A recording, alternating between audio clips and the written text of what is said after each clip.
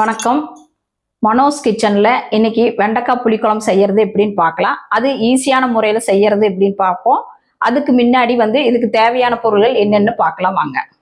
வெண்டைக்காய் புளிக்குழம்பு செய்ய தேவையான பொருட்கள்: வெண்டைக்காய் 200 கிராம், சின்ன வெங்காயம் 100 கிராம், பூண்டு 25 கிராம், சின்ன தக்காளி 2 நெம்பர், தேங்காய் அரை முடி துருவி அரைச்சி வச்சிருக்கேன், வரமிளகாய் 4 நெம்பர், கல்லுப்பு தேவையான அளவு, நல்லெண்ணெய் 100 மில்லி, கடுகு 1 ஸ்பூன், வெந்தயம் அரை ஸ்பூன், பெருங்காயம் 1/4 ஸ்பூன், மஞ்சள் தூள் அரை ஸ்பூன், மிளகாத்தூள் 1 ஸ்பூன், குழம்பு மிளகாய் தூள் 2 ஸ்பூன், கருவேப்பிலை 2 கொத்து, புளி சின்ன எலுமிச்சம்பழ சைஸு கரைச்சி எடுத்து வச்சிருக்கிறேன். இதுக்கு அவ்வளவுதான் தேவையான. முதல்ல அடுப்பு பற்ற வச்சு வடக்கல் வச்சுட்டோம். வடக்கல் சூடான உடனே ஒரு 100 மில்லி நல்லெண்ணெய் ஊற்றிக்கலாம்.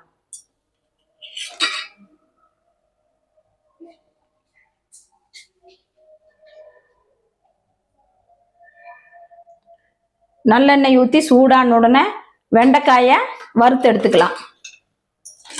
ஏன் வெண்டைக்காய் வறுத்து எடுக்கிறேன்னா, குழம்புல போட்டோம்னா பிசு பிசுன்னு இருக்கும். அதுக்காக நல்லெண்ணெயிலே வறுத்து எடுத்துட்டோம்னா அந்த பிசு பிசுப்பு இருக்காது. வெண்டைக்காய் வேகும் போது நல்லா இருக்கும், குழம்பும் நல்லா இருக்கும்.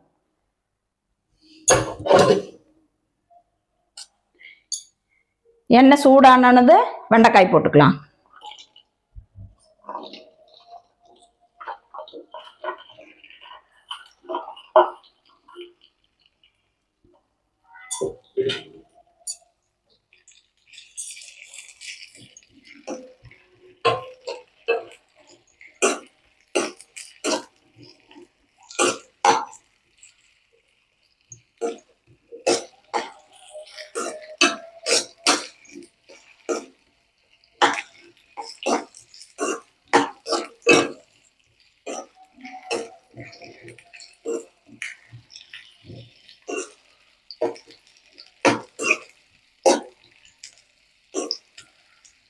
அடுப்பு சிம்மிலியே வச்சு வணக்கலாம். தீ அதிகமாக வச்சோம்னா வெண்டைக்காய் கருப்பாயிரும், உள்ள வணங்காது.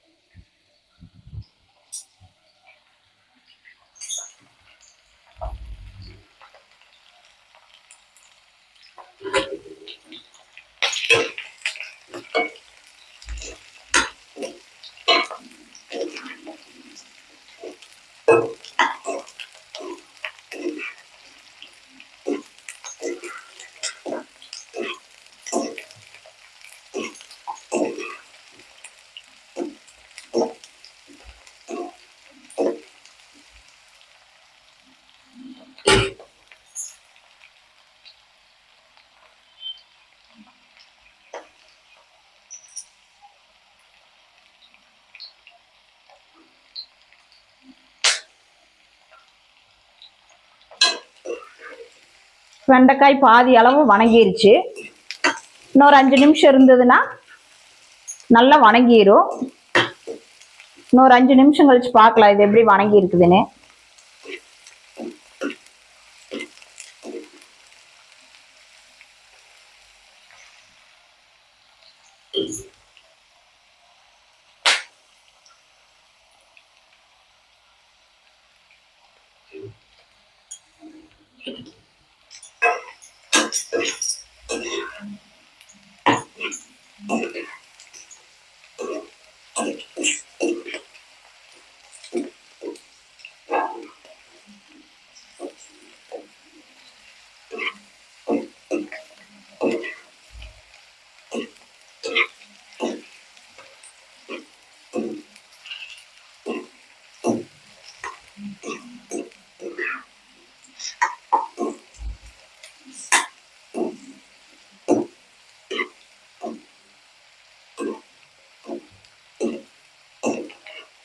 புளிக்குழம்பெல்லாம் செய்யும் போது பார்த்தீங்கன்னா நல்லெண்ணெய் ஊற்றினா நல்லா இருக்கும், அந்த டேஸ்ட்டு நல்லா இருக்கும், குழம்பு கெடாமையும் இருக்கும். புளிக்குழம்பும் போது கொஞ்சம் எண்ணெய் அதிகமாக ஊற்றினா குழம்பு வந்து சாப்பிட்றதுக்கு நல்லா இருக்கும், சாப்பாட்டில் போட்டு பிசைஞ்சு சாப்பிட்றதுக்கு நல்லா இருக்கும். புளிக்குழம்பு கொஞ்சம் கெட்டியாக வச்சாலும் இன்னும் நல்லா இருக்கும், அடுத்த நாளும் கூட வச்சு சாப்பிடலாம்.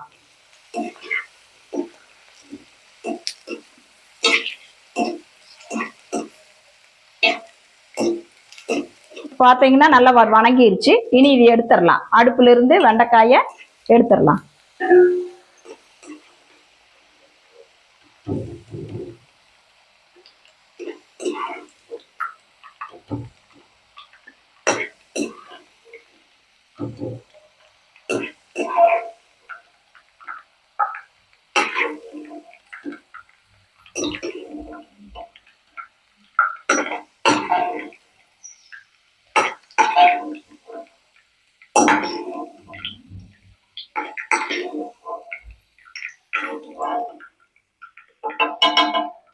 வணக்கி எடுத்துட்டு அதே எண்ணெயில நம்ம கடுகு போட்டுக்கலாம். இப்போ அடுப்பை வந்து கம்மியா வச்சுக்கலாம்.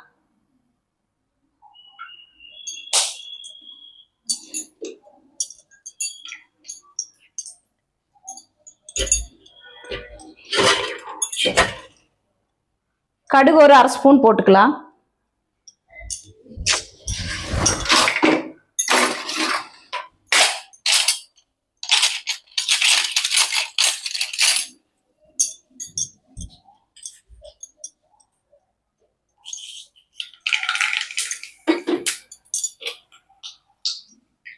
கடுகு போட்டு கடுகு வெடிச்ச உடனே வெந்தயம் ஒரு 1/4 ஸ்பூன் போட்டுக்கலாம்.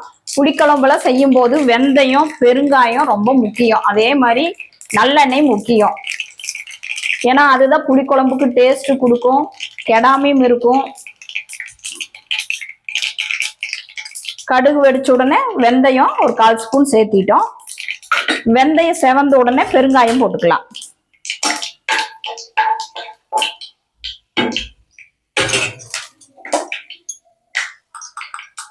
பெருங்காயம் ஒரு 1/4 ஸ்பூன் போட்டுக்கலாம். பெருங்காயம் போட்ட உடனே ஒரு காஞ்ச மிளகா ஒரு 4 போட்டுக்கலாம்.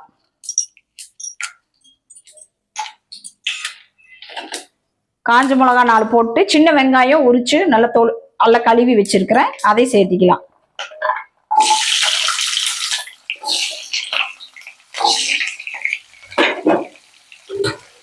சின்ன வெங்காயம் சேர்த்துனோடனே கொஞ்ச நேரம் நல்லா வணக்கி விட்டு அப்புறம் வெள்ளைப்பூண்டு சேர்த்திக்கலாம்.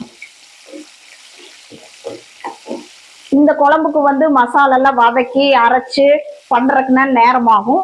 இதுனா 3 ஸ்டெப்பு தான்.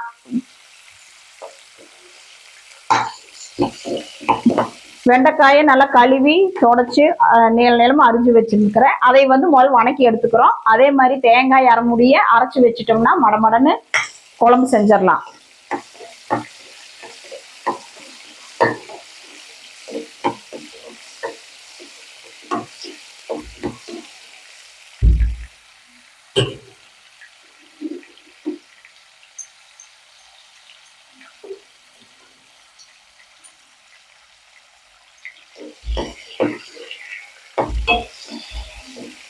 ஒரு பாதி அளவு வணங்கினோடனே பூண்டு சேர்த்துக்கலாம்.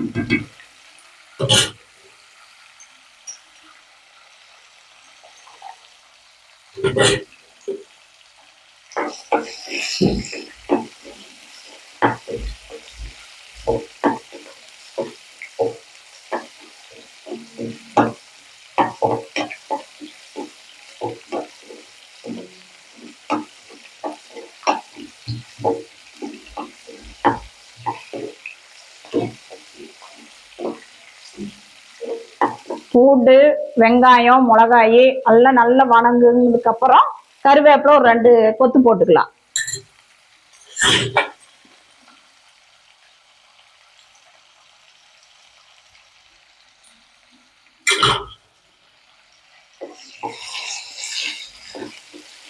ரொம்ப ஈஸி தான் இந்த குழம்பு செய்யறது, ரொம்ப கஷ்டமெல்லாம் இல்லை.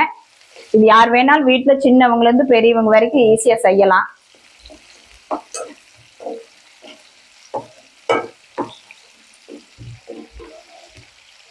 நல்லா வணங்குனதுக்கு அப்புறம் ஒரு சின்ன தக்காளி 2 போட்டிருக்கேன். பெருசா இருந்தா 1 சேர்த்திக்கலாம். ஏன்னா புளியும் சேர்த்துறோம், அதனால தக்காளி அளவு வந்து கம்மியா போட்டுக்கலாம்.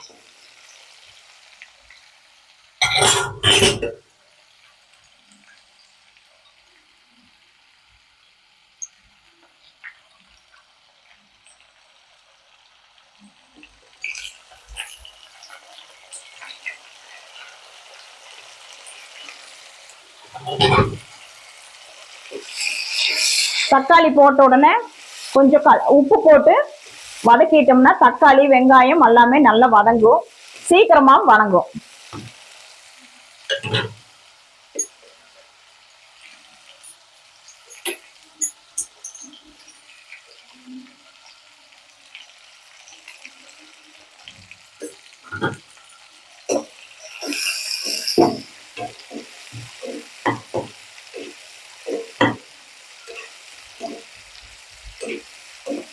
இது வணங்குறதுக்கு ஒரு 5 நிமிஷம் ஆகும். ஒரு 5 நிமிஷம் கழிச்சு பார்க்கலாம் இது எப்படி வணங்கி இருக்குது அப்படின்னு.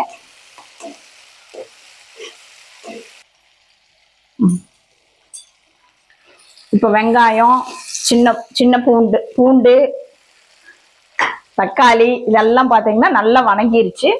இதுக்கு அடுத்தது வந்து நம்ம வணக்கி ஏற்கனவே எடுத்து வச்சிருக்கிறோம் வெண்டைக்காயை இதோட சேர்த்திக்கலாம்.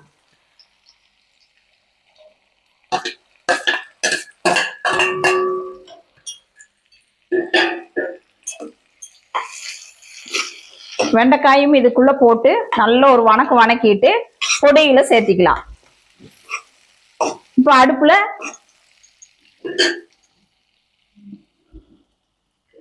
அடுப்பை வந்து சிம்ல வச்சுட்டு பொடிக ஒவ்வொன்றா சேர்த்திக்கலாம். இப்ப முதல்ல வந்து மஞ்சத்தூள் சேர்த்திக்கலாம்.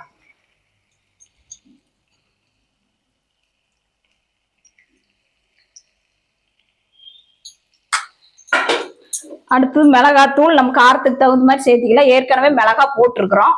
இப்போ வந்து காரத்துக்கு நான் 1 ஸ்பூன் போடுறேன், நீங்க வந்து 1.5 ஸ்பூன் போட்டுக்கலாம், இல்ல 1/2 ஸ்பூன் வேணாலும் போட்டுக்கலாம்.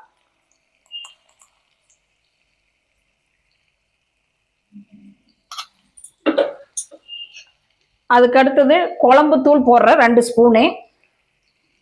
குழம்பு தூள் இல்லைன்னா மல்லித்தூள் 2 ஸ்பூன் போட்டுக்கலாம். இது வீட்டில் அரைக்கிற குழம்பு தூள் நல்லா இருக்கு டேஸ்ட். புளிக்குழம்புக்கு, கடல குழம்பு, தக்காளி குழம்பு அந்த மாதிரி குழம்புக்கெல்லாம் இந்த புளிக்குழம்பு பொடி போட்டு செஞ்சோம்னா குழம்பு சூப்பரா இருக்கும், டேஸ்டாவும் இருக்கும். நம்ம மசாலெல்லாம் ஒவ்வொன்றா வதக்கி அரைக்கிறக்கெல்லாம் நேரமாகும். அதுக்கு பதிலாக இந்த புளிக்குழம்பு பொடி போட்டுக்கலாம்.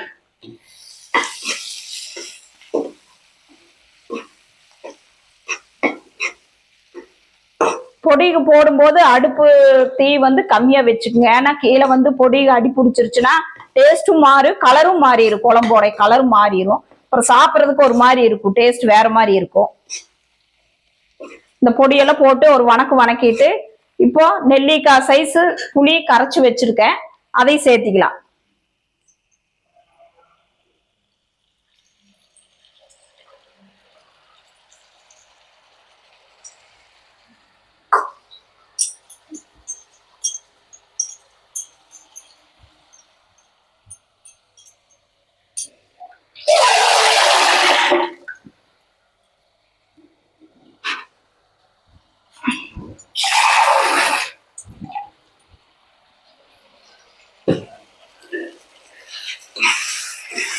புளி ஊற்றி ஒரு கொதி வந்த உடனே ஒரு 1/2 டம்ளர் தண்ணி சேர்த்திக்கலாம். எதுக்கு தண்ணி சேர்த்தோம்னா வெண்டைக்காய் வேகணும், ஏற்கனவே எண்ணெயில வதக்கி எடுத்துட்டோம், இருந்தாலும் வந்து வேகணும். அதனால ஒரு அரை உங்களுக்கு தேவையான அளவு தண்ணி ஊத்திக்கலாம். நான் ஒரு 1/2 டம்ளர் தண்ணி ஊத்துறேன்.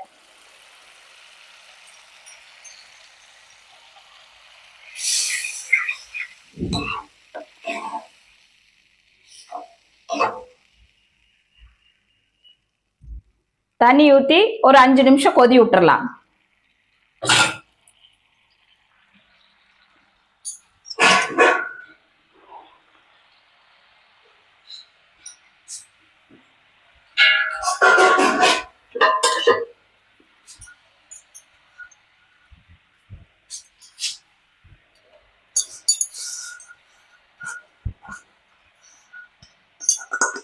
அது பொம்பளைய முந்தானே முடிச்சுட்டாங்களாம். அப்புறம்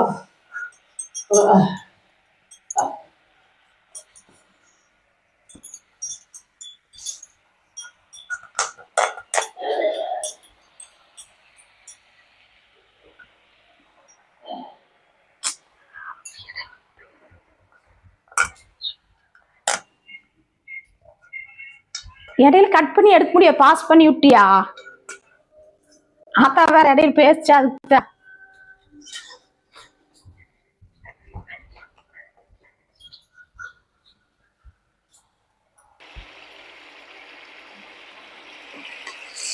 இப்போ ஒரு 1/2 டம்ளர் தண்ணி ஊத்துனேன். நல்லா வெண்டைக்காய் எல்லாம் வெந்து நல்லா குழம்பு நல்லா கெட்டி ஆயிடுச்சு. இப்போ அடுத்தது வந்து நம்ம தேங்காய் அரைமுடி அரைச்சி வச்சிருக்கிறோம், நைஸா அரைச்சி வச்சிருக்கிறோம், அதையும் இதோட சேர்த்துக்கலாம்.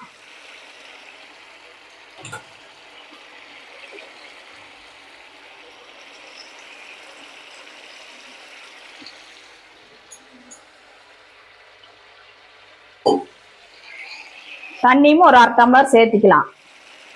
சேர்த்திட்டு நல்ல ஒரு கலக்கி நல்லா கொதி விடணும். இது ஒரு 2 நிமிஷம் கொதிக்கணும். தேங்காய் அரைச்சி ஊத்துறங்காட்டி இப்ப நல்லா குழம்பு நல்லா கெட்டி ஆயிடுச்சு, நிறைய குழம்பும் ஆயிருக்கும்.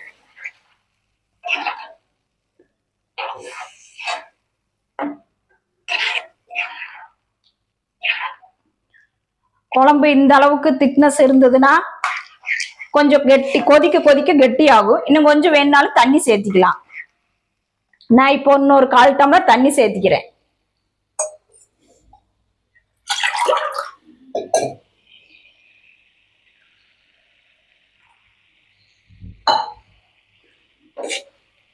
தண்ணி சேர்த்துணுன்னு இந்த குழம்புக்கு ஏற்கனவே கொஞ்சம் உப்பு போட்டிருக்கிறோம். இப்ப மறுபடியும் தேவையான அளவு உப்பு போட்டு ஒரு 2 நிமிஷம் மூடி வச்சு இறக்குனா சுவையான வெண்டைக்காய் புளி குழம்பு ரெடி.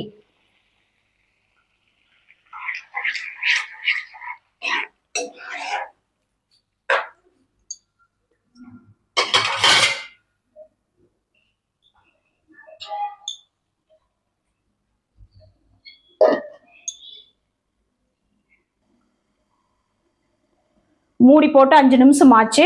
இப்ப திறந்து பார்க்கலாம் குழம்பு எந்த அளவுக்கு கொதிச்சு இருக்குது, கெட்டி ஆயிருக்குன்னு பார்க்கலாம்.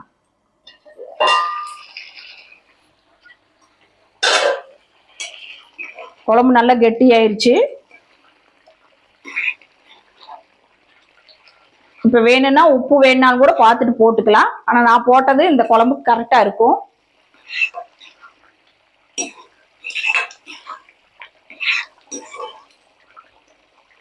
இன்னும் வேணும்னா இன்னும் கொஞ்சம் ஒரு 2 நிமிஷம் கொதிக்க விட்டோம்னா கெட்டி ஆயிரும் குழம்பு. ஆனா இந்த அளவுக்கு இருந்தாதான் சாப்பாட்டுல ஊத்தி சாப்பிட்றதுக்கெல்லாம் நல்லா இருக்கும். இப்ப இறக்கி வச்சோம்னா இன்னும் ஆற இந்த குழம்பு கெட்டி ஆயிரும். அதனால இந்த அளவுக்கு இருக்கும் போதே அடுப்பு ஆஃப் பண்ணிடலாம்.